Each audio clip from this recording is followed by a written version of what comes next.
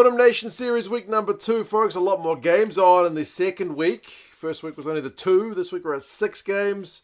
That is a whole bunch more standout performances to choose from. But we're going to take the 200-odd players from the weekend and narrow it down to just 15. And I will limit myself to only one honourable mention per team, because there is just going to be too much to talk about. But we'll go through each of the positions, some highlighted players, some stats, and you guys can let us know your thoughts on who I missed out, because there will be a plenty. I'm going to start with a loose head prop in the front row and go Angus Bell from the Wallabies. Continues to kind of live up, I feel like, to the reputation he is establishing for himself. Broke 9 tackles against England, which is nuts. Big carrying game. It's what he is known for. It's always been his scrummaging that's been a question mark. The scrum was pretty good. He didn't concede any penalties. And just around the park, man, 14 carries, which is second, I think, in the entire game. 21 metres is good for a prop.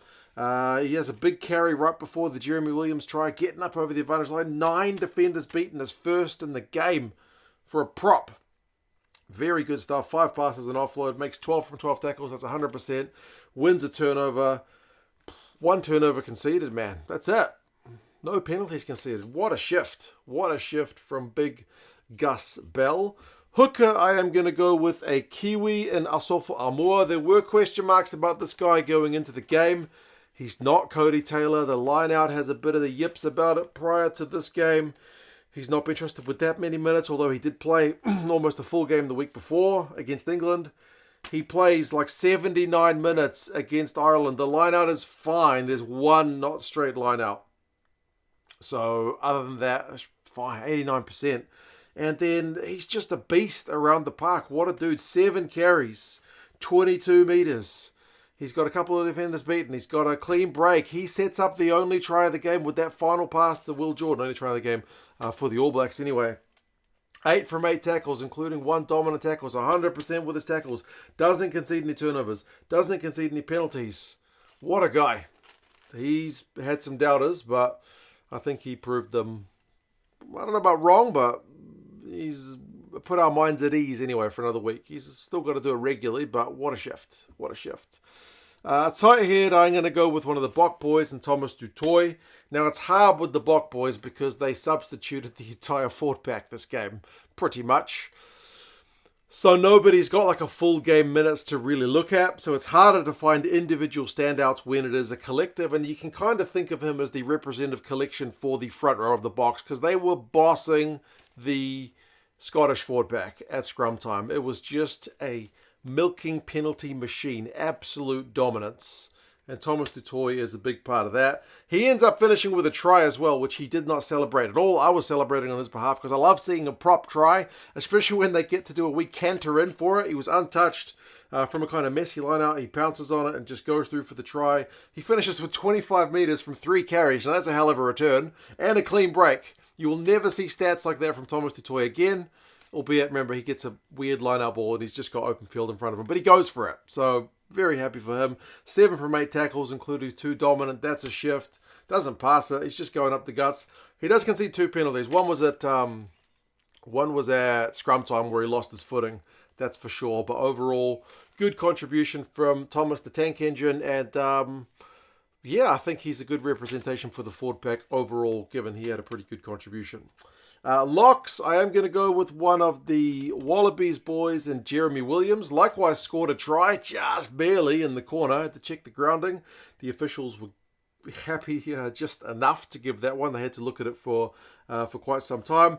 Busy around the park, man. It's what you want to see from him. 9 carries, 13 metres. Remember, they didn't have Skelton in the side, so guys like Jeremy Williams and Nick Frost kind of had to justify why they're in the side, and I think he did, man. 9 carries, 13 metres, like I mentioned, so a whole bunch of carries from him, 5 passes and an offload, so he's getting his hands on the pill for a lock. 7 from 8 tackles, that's pretty close to 100%, like he's got the one missed one. He's the top Australian line-out ball taker with 3, which is something you'd find hard to get Skelton to do just because he's a different kind of lock. It's harder to lift that dude. So yeah, scores that try as well, as I mentioned. Jeremy Williams, I think, good contribution from him in that Aussie side. And then I've gone with another one of the Bok forwards, an old big Eben Etzebeth. Now, he did play the whole game. Was he the only block forward to play the whole game? Must have been, yeah. Eben plays the whole game and not surprisingly finishes with better numbers than most of his colleagues because he had more time to get these numbers. 11 from 11 tackles.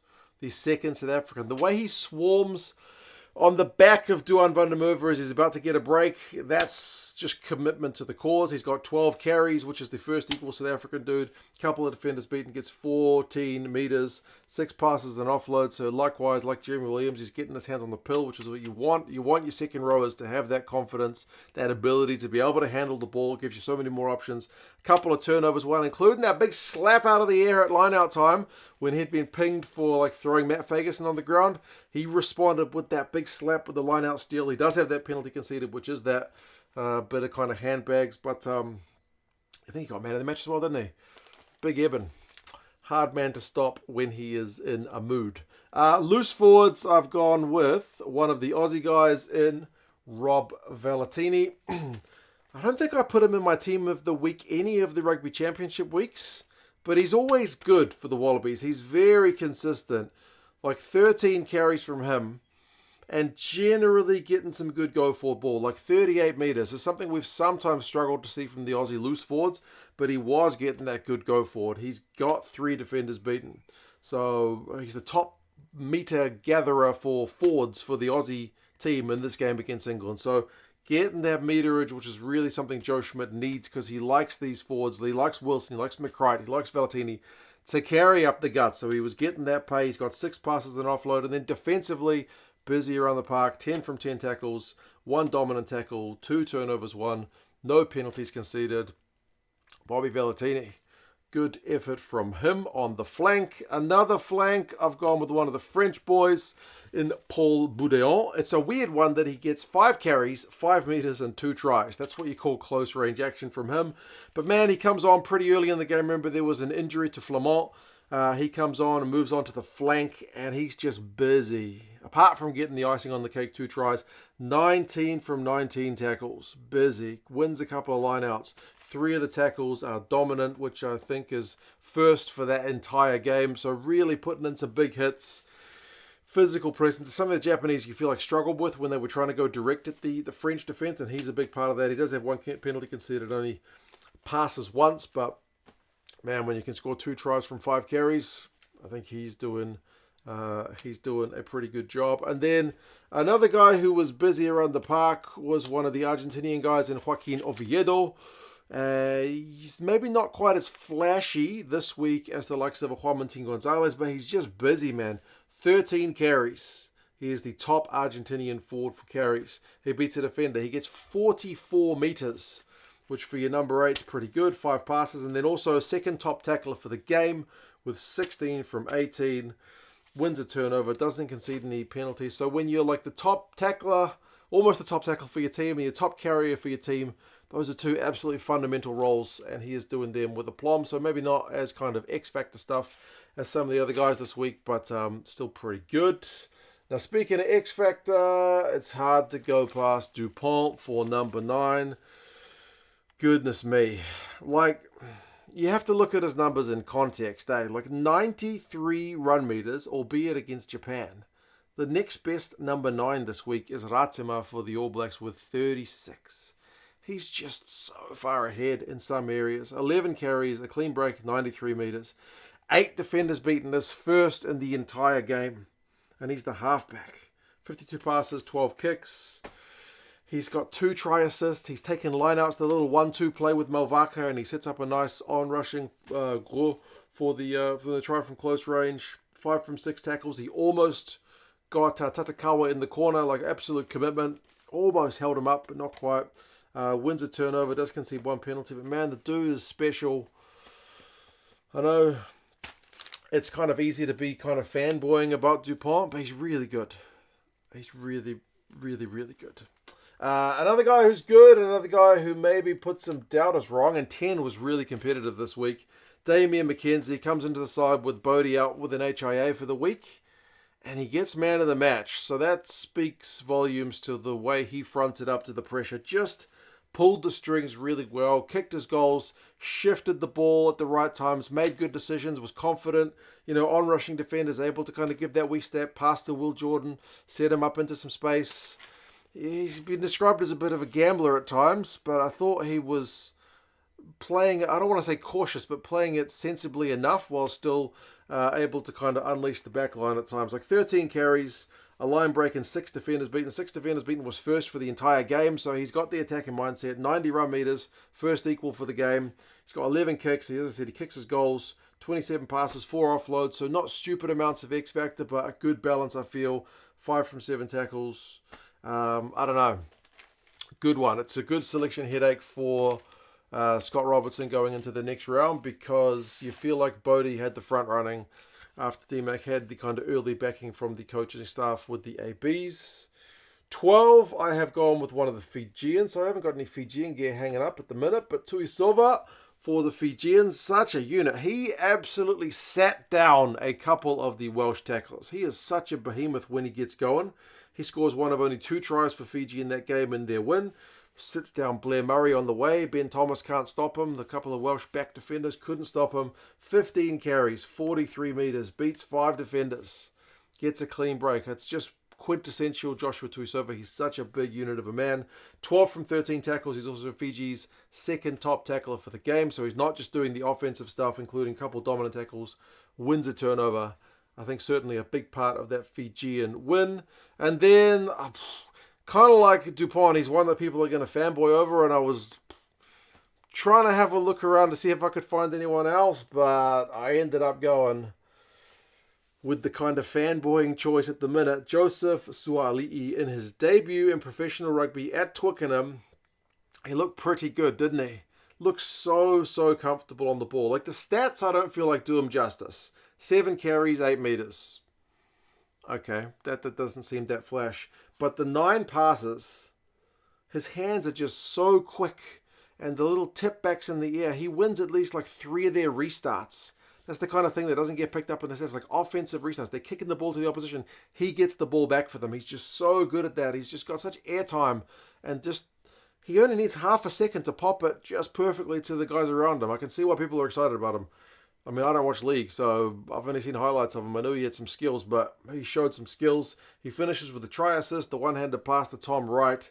He's got 4 from 8 tackles, which is one that you would think, oh, that one needs a little bit of improvement. But one of them is like he runs down Tommy Freeman from behind, where Freeman's on a big line break, so it's a defensive play as well. And pleasingly, he didn't like doing his stupid league stuff. Like, a couple of times you could feel him a little bit high into the contact, but doesn't concede any penalties. Like, knew when to go into the odd ruck every now and again, you know what I mean? So nothing too bad in that regard. 1 turnover conceded, but ultimately, really positive, optimistic debut from him. Pleasing to see him go as well as he did. Outside backs, I've gone, left wing was bloody competitive. I've gone with Louis Bielbiere. Apologies, the double-barreled name's a little bit much for my magnet to fit. 2 tries on the left wing for France. He was electric. And he had the ball all the time. He was coming off his wing so much. He finished with 13 carries, 4 clean breaks. That was the first in that game. He also beat 5 defenders, which I think was only behind Dupont, which is a pretty encouraging one. 123 run meters was the top for any of the French players. He was hunting that hat-trick all day, but couldn't quite get it. 8 from 8 tackles. He almost stopped Tatafu for the Japanese try in the corner, but couldn't quite get him. He didn't miss the tackle, but he just ran out of grass to tackle him by. He does have 1 turnover conceded. I think he kind of threw 1 pass behind him when he was on a break and there was no support around him. But for the most part, that kick and chase of his is just lethal. He's got such footwork and such speed. Now, right wing, I have cheated a little bit. I've gone with Batista Del Rosario from Argentina. They had a big win over the Italians. He started on the left but moved on to the right. Like, he finished with a try, which was scored out on the right wing. So that's where he scored his try, was towards the end of the game. Malia with the assist. 7 carries, 6 defenders beaten is a pretty good return. And he's the first Argentinian guy, like top Argentinian guy, for the amount of tackles he was able to bust. And 97 run meters. 97 run meters. He was just in electric form. Haven't seen him play that well since he played for the Jaguares back in the day, I think. It's been, I don't know, I know he had a long injury layoff, but I've never seen him play just as good as he did in this game. He was getting all kinds of space, couple of passes. He does have a turnover conceded, but he was chasing kicks hard. He had a hand in that kind of wonder try that they scored through Eben Etzebeth. Yeah, pleasing to see Delki back. And then one more, the fullback, the Argentinian, Juan Cruz Malia. He finished with a try from turnover ball where he pounced and just went down the left wing, stutter step for Liner who went flying past him. He was a little bit too casual in scoring it, but he scored it. The try assist for Delki, like I mentioned, he finished with 144 metres, which is the fullback. You get some of them for free, but not all of them. 18 carries is massive. 16 passes is massive. He's so involved in everything Argentina do. 3 defenders beaten, clean break, wins a turnover. 4 from 5 tackles. Yes, pretty sharp in that Argentinian back line. That's my 15, guys. I mentioned the honourable mentions. I am going to limit myself to one because this video needs to end. It's been a while. Thank you for staying this far. Subscribe to the channel if you made it all this way. England, Marcus Smith. Phenomenal game. I mean, he maybe has a bad read on that final play for the Jorgensen. It's not Jorgensen as far as I'm aware. Jorgensen try.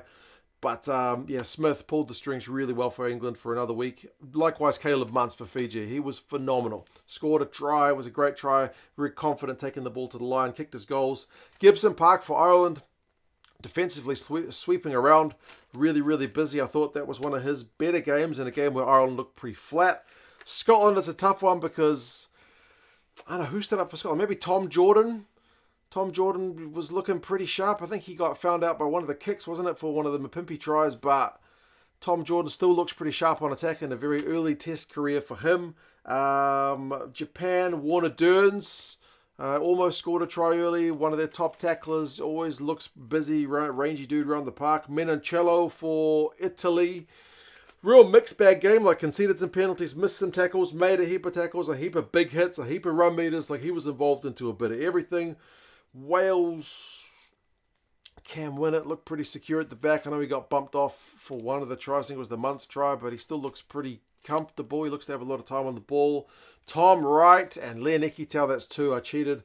2 of the Aussie guys who were really good in the backfield. I mean, and again, Marcus Smith with the kicks through found a lot of space in the Aussie backfield, so that's an area, but they both look so sharp on attack. The final offload from Mikitao was a thing of beauty. Eben Etzebeth for Argentina absolutely pulled the strings. That's 3 10s I've got in my honourable mentions. He was cracking. Mapimpi for South Africa, another 2 tries for that guy. He's just such a consistent player. Scotty Barrett for the All Blacks, I thought looked pretty good. A bunch of carries, bunch of tackles leading from the front. Malvaka for France. He can play hooker. He can play loose forward. He was, I think, their top tackler. He scored a try, did a bit of everything. But yes, that's the team of the week for round number 2. A heap more games this weekend. You guys let us know your thoughts. Which stats particularly stood out to you guys? Who would you have in your side if you were picking one? You guys let us know your thoughts, and I'll talk to you guys again soon. See you later.